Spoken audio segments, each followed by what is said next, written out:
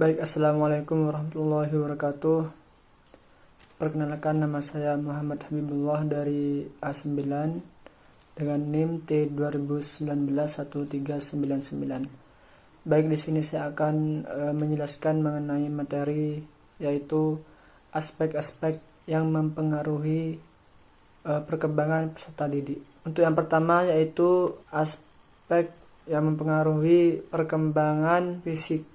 Yang pertama yaitu pengaruh dari keluarga. Pengaruh keluarga meliputi faktor keturunan maupun faktor lingkungan. Yang pertama, faktor keturunan, yaitu meliputi fisik yang sama dengan salah satu anggota keluarga. Yang kedua, faktor lingkungan, pergaulan, kesamaan tingkah laku dengan salah satu anggota keluarga. Kemudian yaitu perbaikan gizi. Jumlah gizi yang diberikan berpengaruh pada cepatnya perkembangan fisik anak. Kemudian yaitu gangguan emosional. Jika anak sering mengalami gangguan emosional, perkembangan awal remajanya akan terlambat. Kemudian jenis kelamin. Berbedanya bentuk tulang dan otot-otot pada laki-laki dan perempuan berpengaruh terhadap perbedaan berat dan tinggi. Yang kemudian yaitu status sosial ekonomi. Kemampuan ekonomi keluarga dalam mencukupi kebutuhan primer anak berpengaruh besar terhadap pertumbuhan fisik anak. Contoh, anak dari keluarga yang status ekonominya rendah cenderung lebih kecil daripada anak yang berasal dari keluarga yang status ekonominya itu tinggi. Kemudian itu dari segi kesehatan. Kurangnya perawatan kesehatan menyebabkan anak mudah terserang penyakit. Anak yang jarang sakit biasanya akan memiliki tubuh yang lebih berat daripada anak yang sering sakit-sakitan. Yang kemudian yaitu pengaruh bentuk tubuh seperti mesofor atau kekar, berat, ektofor, kurus, bertulang panjang, endofor, gemuk, berat. Bentuk-bentuk tubuh tersebut adalah sangat berpengaruh terhadap perkembangan peserta didik. Kemudian faktor-faktor yang mempengaruhi perkembangan intelektual. Pertama, faktor hereditaritas. Sejak dalam kandungan, anak telah memiliki sifat-sifat yang menentukan daya kerja intelektualnya. Secara potensial, anak telah membawa kemungkinan apakah akan menjadi kemampuan berpikir setara normal, di bawah normal, ataupun di atas normal. Namun pengaruh lingkungan sangat menentukan perkembangan intelektual anak. Yang kemudian yaitu faktor lingkungan. Kecerdasan seorang anak dapat berkembang jika lingkungan memberi pengaruh yang positif untuk perkembangan secara maksimal. Menurut Andy Mempier, dalam hal-hal yang mempengaruhi perkembangan intelektual antara lain bertambahnya informasi yang disimpan dalam otak seorang sehingga ia mampu berpikir efektif. Yang kedua, banyaknya pengalaman-pengalaman memecahkan masalah sehingga seorang tersebut dapat berpikir proporsional. Kemudian yaitu yang ketiga, adanya kebebasan berpikir sehingga anak dapat memecahkan masalah dan menarik kesimpulan. Perkenalkan, nama saya Nurul Ifada, NIM T20191427. Di sini saya akan menerangkan tentang aspek yang mempengaruhi perkembangan peserta didik yang mencakup moral, spiritual, dan latar belakang sosial budaya. Yang pertama adalah moral.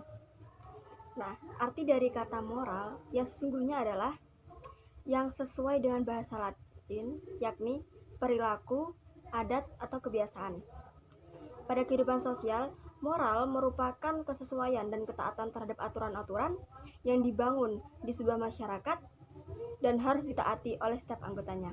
Faktor yang berpengaruh pada perkembangan moral anak usia dini menurut Berens dalam Pranoto mengatakan terdapat 3 keadaan yang bisa memberikan pengaruh terhadap moralitas anak, yaitu situasi, individu, dan sosial. Adapun ketiganya, peneliti lihat dari kacamata yang sedikit berbeda sebagaimana berikut. Yang pertama, keadaan atau situasi yang ada di dekat anak atau hubungan dengan lingkungan sosial. Yang kedua, konteks individu yang memiliki fitrah. Konteks individu merupakan konteks diri pribadi seorang anak. Nah, yang nomor tiga adalah konteks sosial, yaitu terdiri dari keluarga, teman seumur atau teman sebaya, media massa, institusi pendidikan, dan masyarakat. Dan yang selanjutnya adalah pengertian spiritual.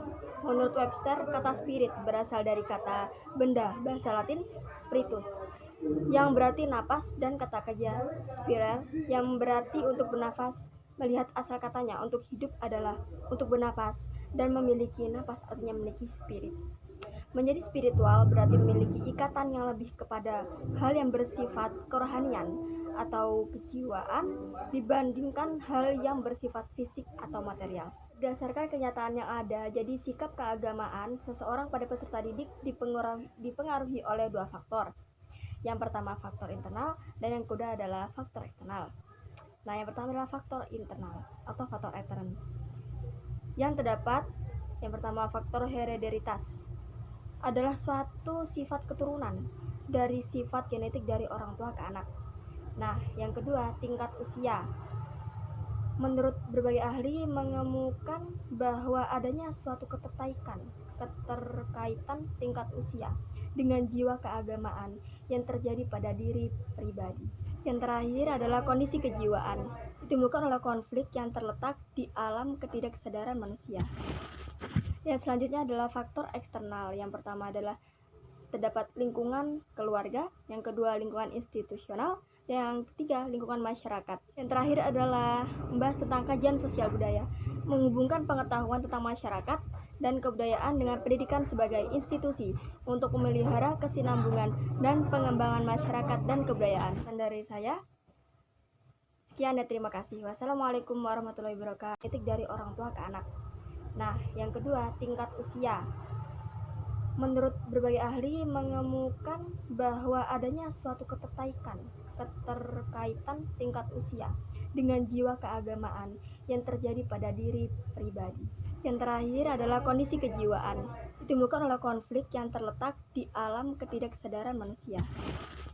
Yang selanjutnya adalah faktor eksternal. Yang pertama adalah terdapat lingkungan keluarga, yang kedua lingkungan institusional, dan yang ketiga lingkungan masyarakat. Yang terakhir adalah membahas tentang kajian sosial budaya, menghubungkan pengetahuan tentang masyarakat dan kebudayaan dengan pendidikan sebagai institusi untuk memelihara kesinambungan dan pengembangan masyarakat dan kebudayaan. Dan dari saya, nama saya Dilovara Balina, NIM T 2019-1391. Di sini saya akan menjelaskan mengenai karakteristik anak SMP dan SMA.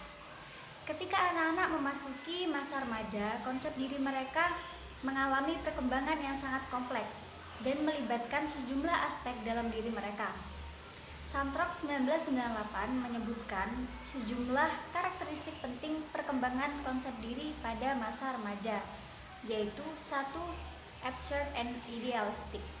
Pada masa remaja, anak-anak lebih mungkin membuat gambaran diri mereka dengan kata-kata yang abstrak dan idealis. Meskipun remaja menggambarkan diri mereka dengan cara yang idealis, namun tidak terpungkiri sebagian besar dari mereka membedakan antara diri mereka yang sebenarnya dengan diri yang mereka idamkan. Yang kedua, different. Dibandingkan dengan anak yang lebih muda, remaja lebih mungkin untuk menggambarkan dirinya sesuai dengan konteks atau situasi yang semakin terdiferensiasi. Yang ketiga, contradiction within themselves. Setelah remaja mendiferensiasikan dirinya ke dalam sejumlah peran dan dalam konteks yang berbeda-beda, muncullah kontradiksi antara diri-diri yang terdiferensiasi dan lain sebagainya. Masa remaja 12-21 tahun merupakan masa peralihan antara masa anak-anak dan masa kehidupan orang dewasa. Masa remaja lebih sering dikenal masa pencarian jati diri, ego genti. Masa remaja ditandai dengan sejumlah karakteristik sebagai berikut. Pertama, mencapai hubungan yang matang dengan teman sebayanya. Mereka dapat berteman baik dengan teman sebayanya dalam berbagai hal, entah itu dalam bermain ataupun belajar. Yang kedua, dapat menerima dan belajar peran sosial sebagai pria atau wanita dewasa yang dijunjung tinggi oleh masyarakat. Yang ketiga, menerima keadaan fisik dan mampu menggunakannya secara efektif. Mereka mampu untuk menerima keadaan fisiknya atau kekurangan dan kelebihan dirinya, dan mereka akan berusaha semaksimal mungkin untuk menggunakannya dengan baik. Yang keempat, mencapai kemandirian emosional dari orang dewasa lainnya. Yang kelima, memilih dan mempersiapkan diri untuk karir di masa depan sesuai dengan minat dan bakatnya. Mereka akan mencari bakat dan minat atau menempuh dan mengasah diri mereka untuk memperdalam minat dan bakat yang mereka tekuni saat ini, dan sebagainya. Berbagai karakteristik perkembangan masa remaja tersebut menuntut adanya pelayanan pendidikan yang mampu memenuhi kebutuhannya. Hal ini dapat dilakukan guru diantaranya sebagai berikut. Yang pertama, memberikan pengetahuan dan pemahaman tentang kesehatan reproduksi. Nah, guru akan membimbing siswanya untuk menjaga reproduksi mereka, menjaga tubuhnya dengan baik untuk masa depannya. Yang kedua, membantu siswa mengembangkan sikap apresiatif terhadap postur tubuh dan kondisi dirinya. Nah, sebagai seorang guru, kita harus bisa memunculkan rasa apresiatif siswa terhadap dirinya sendiri, terhadap anggota tubuhnya, supaya mereka tidak merasakan insecure jika melihat seseorang yang lebih terlihat sempurna daripada diri mereka sendiri. Yang ketiga, menyediakan fasilitas yang memungkinkan siswa mengembangkan keterampilan yang sesuai dengan bakatnya, seperti sarana olahraga, kesenian, tari, dan sebagainya, sesuai dengan minat dan bakat yang mereka senangi. Nah, yang keempat, memberikan pelatihan untuk mengembangkan keterampilan, memecahkan masalah, dan mengambil keputusan. Nah, di sini kita bisa mengajarkan siswa untuk cara bagaimana mereka berpikir dewasa untuk menyelesaikan sebuah masalah yang mereka hadapi saat ini, dan masih banyak lagi. Dan yang kelima, melatih siswa mengembangkan resiliensi, kemampuan bertahan dalam kondisi sulit dan penuh godaan. Nah, jika siswa merasakan kesulitan dalam suatu hal, sebagai seorang guru kita harus memotivasi mereka supaya mereka tidak terjerumus kepada hal-hal yang buruk ataupun mereka tidak kekurangan motivasi diri.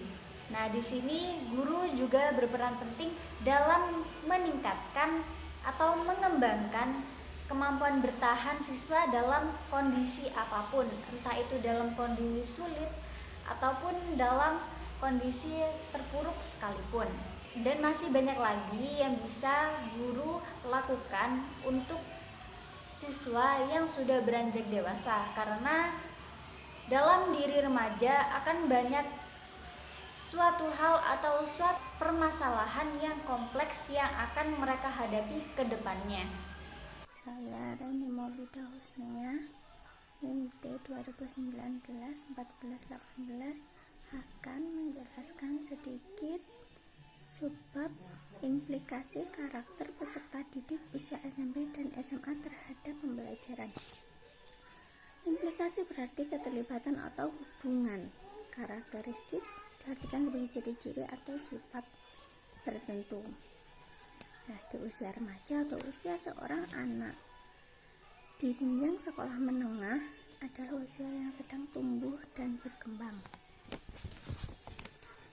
Dan sebagai seorang guru haruslah memiliki kemampuan mendidik program materi pembelajaran.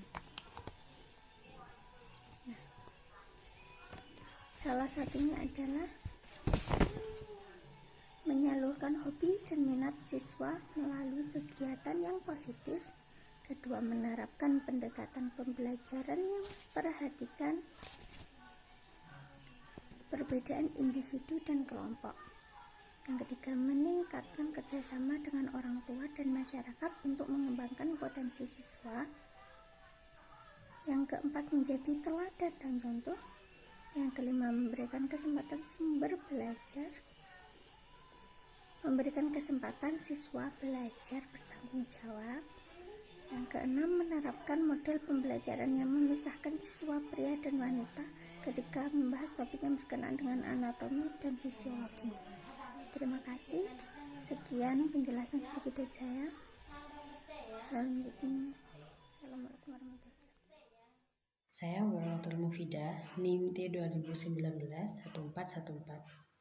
Saya akan menarik kesimpulan dari beberapa materi yang telah teman saya dijelaskan di depan.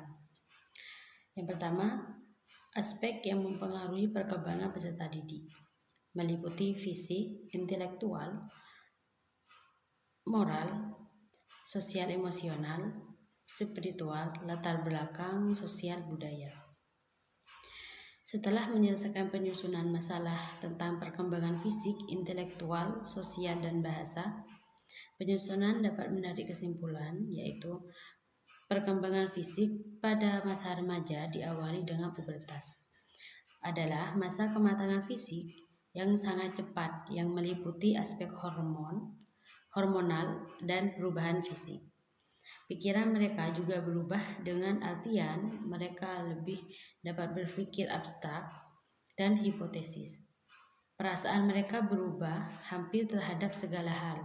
Semua bidang cakupan perkembangan sebagai seorang remaja menghadapi tugas utama mereka membangun identitas seksual yang akan terus mereka bawa sampai masa dewasa. Yang kedua, anak yang berkemampuan intelektual tinggi akan berkemampuan berbahasa yang baik. Yang ketiga, perkembangan sosial pada masa remaja. Berkembang pula kemampuan untuk memahami orang sebagai individu. Yang keempat, dengan perkembangan bahasa, berkembanglah pula kemampuan untuk mengungkapkan isi hatinya. Ia akan lebih mudah mengerti orang lain dan lebih mudah dimengerti oleh orang lain. Semua ini sangat membantu perkembangan tingkah laku dan sikap remaja. Kemudian B, karakteristik peserta didik usia SMP dan SMA. Pengembangan karakter itu sendiri tidak dapat berjalan dengan mudah maupun semulus seperti yang diharapkan. Dibutuhkan sebuah perjuangan bukan hanya dari remaja, tapi juga dari lingkungan dan orang-orang sekitar untuk membentuk sebuah karakter dari individu tersebut. Dalam kasus ini, peran dari remaja itu memang penting, tapi kita juga bisa melupakan peran dari orang tua, guru, teman sebaya, dan juga masyarakat yang selama ini berada di sekitarnya. Sebuah karakter akan terbentuk dari sebuah proses yang panjang, dan karakter itu sendiri akan terbentuk sesuai dengan komponen-komponen yang telah membentuknya. Jika komponen-komponen pembentuknya baik, maka karakter yang baiklah yang akan terlahir, dan begitupun sebaliknya. Dan kesimpulan yang terakhir yaitu C, implikasi karakteristik peserta didik usia SMP dan SMA terhadap pembelajaran. Implikasi perkembangan perilaku sosial, moral, dan keagamaan anak usia sekolah menengah adalah pendidikan hendaknya dilaksanakan dalam bentuk kekompakan belajar atau perkumpulan remaja yang positif. Pengembangan emosi peserta didik juga sangat erat kaitannya dengan faktor-faktor perubahan jasmani, perubahan dalam hubungan dengan orang tua, perubahan dalam hubungannya dengan teman-teman, perubahan pandang luar, dan perubahan dalam hubungan dengan sekolah. Oleh karena itu, perbedaan individual dalam perkembangan emosi sangat dimungkinkan terjadi dan pasti terjadi. Mungkin hanya itu kesimpulan yang saya dapat dari materi yang sudah dijelaskan oleh teman-teman. Assalamualaikum warahmatullahi wabarakatuh.